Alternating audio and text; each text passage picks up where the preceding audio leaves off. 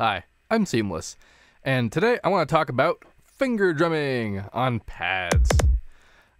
So I haven't like just started, but I have for a while been trying to integrate doing this kind of live shenanigan, like real-time playing thing, pretty much since I saw M4 Sonic do a mashup of a bunch of awesome songs on a launchpad. That's pretty much what started my interest in that kind of thing, and I've been trying to get stuff to do this sort of thing ever since. And so today, what this video is going to be about is essentially a basic technique about how to do basic stuff and to do it well and to learn how to do it and how to do it without damaging yourself and how to continue to ensure that you will not damage yourself when you continue to do it, and such. This piece of equipment here is a Pioneer DJ Torres. I don't know how to pronounce that, but it's the SP16. It's a sampler. It's pretty great. I don't really need to do a review of this thing, because if you honestly want to know how this thing does what it does, they have tutorials on literally every aspect about it up on their channel, and it just shows you what it does. But what's my rounding is here, I have a whole bunch of outputs coming up here. There's 8 individual outputs, and I'm going up into my Apache Bay into one of my Presonus Digimax D8s, which is going into the ADAT and to the RME Fireface, which is being routed into FL that way, and then processed, a little bit of EQing and leveling and some compression. In total, I'm getting 4 milliseconds out of this, just so you know. But let's get to the stuff. So the advice I'm going to give you to how to do this actually applies to pretty much every instrument you can imagine. Anything you do at all, actually with your hands, not just this, even using the computer. Because the whole point of this is that we want to avoid essentially future repetitive stress injuries, which is a wide-ranging thing that basically means you've done too much stuff with your hands for too long, too fast, too hard, and now it's busted. And that could be a serious problem for doing any of this kind of stuff later in life. The basic idea, though, is that we're going to take any individual motion and break it down into component kind of like individual actions. So we have like the Z plane of like our fingers going up and down, and then we have the sort of the X and Y of like the motion we have up here. And the first basic thing that we want to ensure pretty much at all times is that our wrists are straight. We want whatever position we're in. Like literally, you could do anything you want with any other part of your body, any other place in the room, just to ensure that when you're doing this, your wrist is straight. You want to ensure that you're not resting your arm on anything. You want it to be open and fluid, not just because, you know, it's decent exercise, but because we want to have an extremely granular field of motion that's going to involve the whole of your limb there to be free and available. Once we've done this, we're doing this basically a kind of a version of piano position, because piano position is all about kind of like whatever position you can be in that lets your hand like kind of hang effortlessly. Because the idea, just as we're going to do here, is that you want every action you do to take as little energy as possible, so that you can do as much, you can do a whole bunch of stuff and do it quickly and efficiently, but also because you can do whatever you're going to do more and longer and faster with more endurance and more accuracy. It's all kinds of great stuff. So keep your wrist straight, get yourself in position, elbow, we can do literally whatever. It can be like, you actually see some people performing with these things where they have like angled stands that are angled forward and over, so that their hands are actually like over this way, but their wrists are still straight. That's the important thing. Anyway, the setup that I have going on here is utilizing a kind of like a tambourine-esque idea, where like this side is kick and this side is snare. This is a one-handed complete drum setup. Normally, I would say that you usually are planning on using 2 hands, and even then, everything I'm saying about all this stuff is still going to apply to that 2-handed setup. You can have whatever 2-handed setup you want, as long as both your wrists are straight going on into it. The consideration of where I have my thing right here is entirely about where my chair is and centered, and where my wrist is going to be as a result, and where the other crap is that I'm going to use with my other hand, because it's the whole reason why I'm doing it is the one hand. Even if you're doing it with 2 hands, you still want to wrist straight and all that kind of stuff. The setup I have here basically ensures that I don't have to move very much. And that's great. That's like, you want really to have to do as little as possible to do as much as possible. Which is a constant effort of like testing ergonomic positions and changing things. For me, this is what I got. Kind of like a either end kind of thing. And the great thing is that I don't even really need to use my fingers to hit this stuff. I don't have to consider my fingers at all as the limbs here, right? Because we're trying to approximate what it's like to have a drum kit. And a drum kit is a multi-limb experience, and that's why the beats are tend to be formed. And like, if you really want to get like super hardcore about it, we could think of our 5 fingers here as the 5 individual limbs. But if you, as much as you can do that, that's a really complicated and difficult way to approach it if you're not already used to doing that. And so doing this kind of thing actually kind of removes it from being a 2-limb thing to kind of an X or Y, like a switch of one motion. You're taking an axis and using it as an application of performance in this case. And so the cool thing about that is now then you sort of can do one of these with the rest of your limbs. Now, as far as actually coming up with a beat and doing like the muscle memory necessary to kind of practice this stuff, the reason why I'm getting into like position really hardcore before we even touched about how to learn how to do a beat is because we want to learn it as right as possible. Because you can do, if you do, like, get yourself in a position that's crazy because, like, you have gear or other places and you're in the wrong positions or whatever, and you get really good at doing that, that's cool and all, but you're going to hurt yourself in the long run. And also, it'll be really hard to switch back to anything more reasonable afterwards. So pick any beat you want. So, like, right now, let's do the really basic, like, broke beat, right? I'm already fucking it up, but, like, that's, you can see how it's where my level is right now.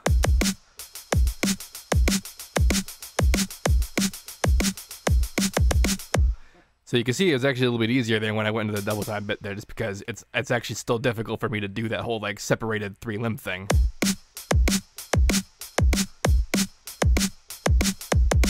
So I got, like, if I really focus, I can think of it there. But let me talk about what I'm focusing on to help that happen.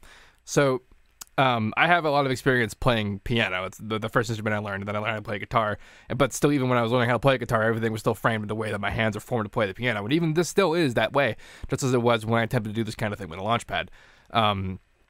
So the logic that I apply here is that I'm not thinking necessarily as like one of these moments as an individual hit with individual limbs, as I am thinking of it as a chord. Same thing with this end here. And it's pretty handy because no matter what I'm doing with the kick, the basic platform, if I'm still just doing the 2 and a 4 on the snare, is still just this.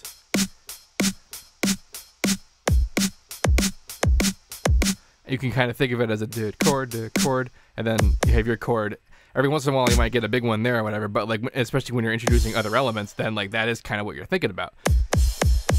It's just a different kind of chord.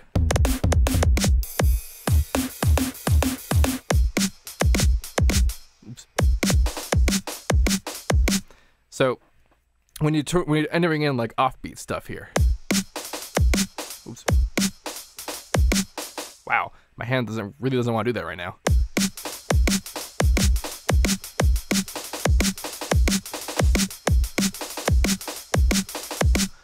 Like, adding in that kind of crap is pretty basically like a regular kind of like memorization thing where you start slow and build up speed.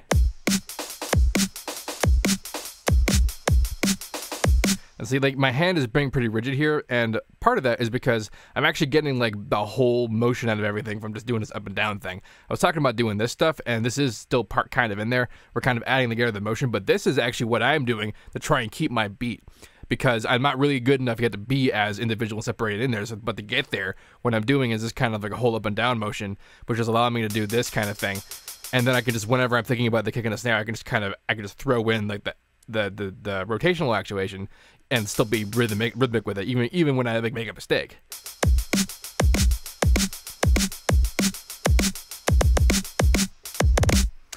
All right, so let's talk about that business I just did there, just trill stuff.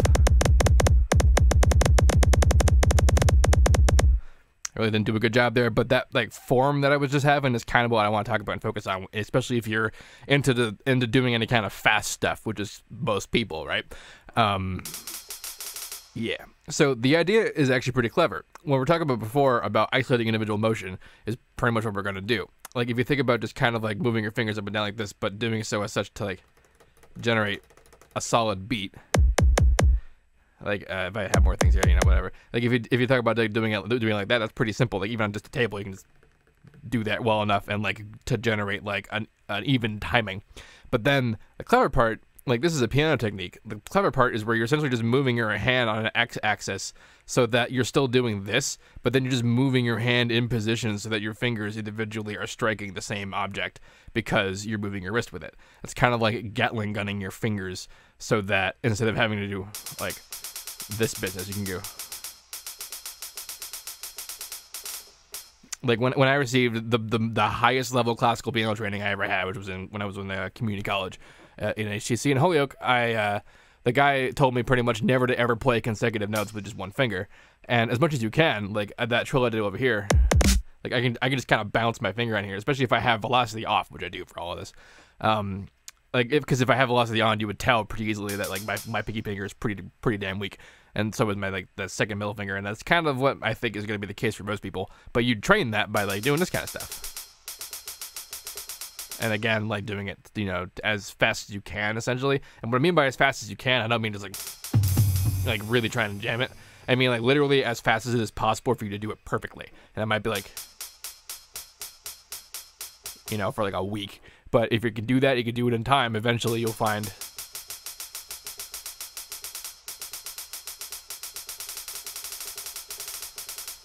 and of course, if you're doing two-hand step, then you can kind of like layer that in there. Oh man, I have to practice. I actually do that any kind of good, but you can see the potential of what that technique offers. And of course, the value is also that you're doing repetitive motion without repeatedly stressing a single thing as much as you can. You've essentially quartered the damage this is doing to your hand by offshoring it to 4 limbs instead of 1, which is the whole point of everything you want to do here. After that, it's literally like assembling any pattern and pad position you can that's comfortable and repetitive to a way that you can remember doing it. This position I have here is well suited for the sense that I could have 2 individual kits. So I could be like,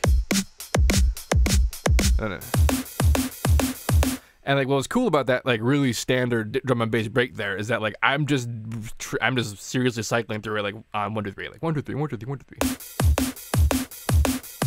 And that's what I mean by like picking a pattern and memorizing it, is that you can use that to build into more complicated things, but it's also like you're not even really considering the beat necessarily. You're assigning a particular motion that you probably already like easy to do, like for your hand, something that you're already kind of wanting to do with your hand, and you can use that to your advantage if you place the pads in the position that's necessary to get the result you want. Like a lot of regular drumming setups are kind of how like kick and snare and like hats kind of in this position. It sort of is dependent on the 2-hand setup, which is pretty like self-explanatory in terms of like what you're trying to actuate. Like you're using your primary 3 hands, and like that's already like 6 limbs right there, and it's already more than enough to do what kind of beat you want. I'm just doing this with 1 hand because I want to do other stuff with my other hand. But if you're either way, the kind of the ergonomic approach is something you want to keep in mind either way, just to keep from damaging yourself. And what the hell was I actually just talking about?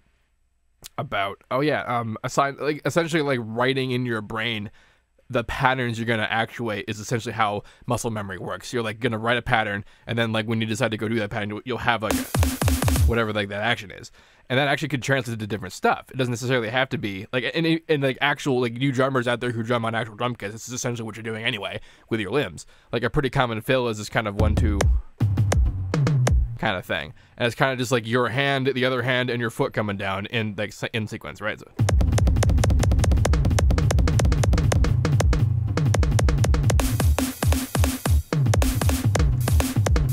So that's how you incorporate efficient memorization of a beat. This building up of other stuff, like you might want to start doing like the whole like. I don't know if this is the same with anyone else, but I've found throughout my whole life that if I just focused on like this kick and the snare, I've really never had a problem reproducing any beat I've ever had in my head. If that's something that is an issue, then perhaps playing with a track is a great way to learn it, because, well, that's kind of what every other instrument player does. If they're learning themselves, they listen to a song and then they repeat it. And you can do that with this. You can do, like, all of those beats are all kind of, like, pretty popular, like, standard drum and bass stuff and, like, breakbeat stuff. And, like, I get there by drilling it, but I have an innate knowledge of those beats because I've literally been staring at them with my ears for 15 years. But if you haven't done that, you basically have to start doing that. You have to kind of focus real hard on what those beats are, and if you can't internalize it from listening to it, then you can internalize it by playing the song and playing along with it, and just being like, even if you have to break it down into individual hits, be like, where is the kick fall? Just wait for it, right? And you can also hear the hats going. I mean, listening to whatever drum and bass you're listening to is just full of hats, right?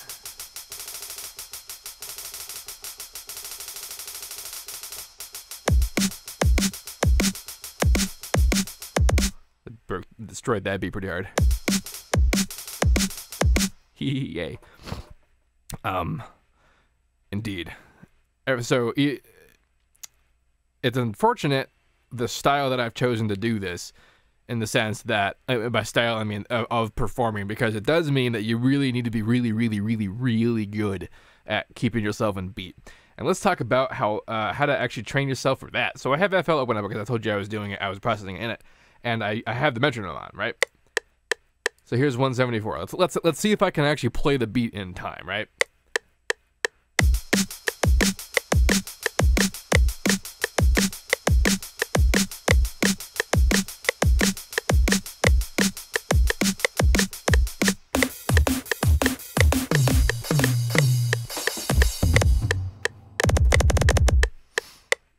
that wasn't that bad. But here's the thing. It was still bad. And even like a 95% accuracy in terms of being in time is not good enough, because the tracks that we're used to listening to here are perfect 100% of the time with no variance. And if there is variance, it's programmed variance, and it's way within like the last 5%. So like, as much as it's impressive that you can, if you're doing it well enough that like it sounds okay, if it's even a little bit off, it'll be really noticeable. But you also might notice that it's a little bit difficult to have this sort of stuff, even if you have an actual hardware sampler. Like, you don't really need a hardware sampler to be doing this. I used an M-Audio MPD16, I think it's called, or wasn't it a Kai? I forget, but a really low tier, low end MIDI pad controller that is just this, and that's perfectly fine. They're actually still the same things. Like, the pads, if you're curious, like what the differences is between this and like a launch pad, is a launch pad is a button. It is an actual like switch being switched when you push the thing all the way down. This has something in it called a transducer, which is basically a microphone membrane that sends like an immediate signal when it gets hit, and that's how you do like velocity as well, because it could, you know, how hard you hit it gets a higher or lower signal, and it is extremely low latency, basically no latency. And like, however, you know, the latency of anything is coming from however like the process that happens after that. So like the MIDI part of it is still like that, the pads are basically still the same. And like, so you can get one of those and you can still be doing all this. You really need to have an object like this, but having an object like this and a hardware sampler means that any additional like the dedicated nature of its processing for all the stuff that it has in terms of loading and playing samples, including basic editing like pitch shifting, and time stretching, and even like EQ adjustments and stuff, if I really want to get hardcore within here, which I'm not, like, because I could just do that. I'm just doing an FL anyway. And that meant that I can offload a lot of the like primary work of sampling nature and performing onto this thing and get my lowest possible latency, which makes playing on time pretty easy. But for the most part, that might not be your experience. And when it's not, when you hit it, and like there's not just noticeable latency, but you can kind of play a beat with the latency. That's kind of how I determine whether or not there is like noticeable latency. If I hit it and I hear it a click like a click of my finger before it happens in the speaker, which I do now, like there's still latency. But if it's long enough that if I kind of like do one of these repetitive beats, that like I can hear the hit and the beat happen like syncopated, in a syncopated nature. That's how I know that, okay, that's way too much latency. And you might think, how could anyone perform with that much latency? And the answer is that, to be perfectly honest, regular instruments perform with this amount of latency anyway. And I'm not talking about like you hear like a piano strike and there's latency from the strings of your ear. I mean, like when you hit the key to when a sound happens, it's not immediate. You hit the key and then you push the hammer, and then the hammer hits the thing. And like, even before you hit the key, you started hitting the key. You actuated like your muscles and crap to do the action to make the thing happen when it was gonna happen. And like the decision and all the actions that needed to happen before you actually make the impact of whatever instrument you're doing, because the guitars and plucking strings, and especially drums, like things like kick drums, like especially like the pedal on your knee and all that crap that has to actuate to lead up to when the hit happens on beat. All of that occurs long before the beat happens, like in terms of milliseconds, that, you know, kind of a lot. And that just means that like the latency, like hitting it and there being a moment of like wait, is, even if it's like super noticeable because you gotta buffer all your crap because you're doing crazy ass processing, if you really feel like doing that, or you have to, or you need to, or your computer ain't up to stuff. Either way, if you're having this problem, you really just kind of got to think of it like that. You got to think about like, well, okay, you can't like hit it and have it hit, which is a really great feeling, by the way. Like, not even necessarily playing it through at the computer like this, but like running it through like analog totally just from this thing and hitting it, having it basically be indistinguishable from the moment of impact. That is the best case scenario, and it is awesome. But even if you don't have that, you can still throw yourself at it, kind of like you would with an instrument, with a drum, like with a kick drum or a snare drum, to get like your hit to be the hit when the tempo needs to happen. And that just comes from playing it essentially and just kind of moving, like nudging yourself like a DJ would a deck while you're playing like yourself, to keep yourself like in line with the metronome. And again, I have decades of experience training myself to play the metronome, so for me that's not that difficult to train myself to get used to this environment. But for other people who have never ever done that, it might seem like hell. It might seem like the worst thing you've ever done in your life, and it might seem like you're not getting better at it. And I promise you, you are.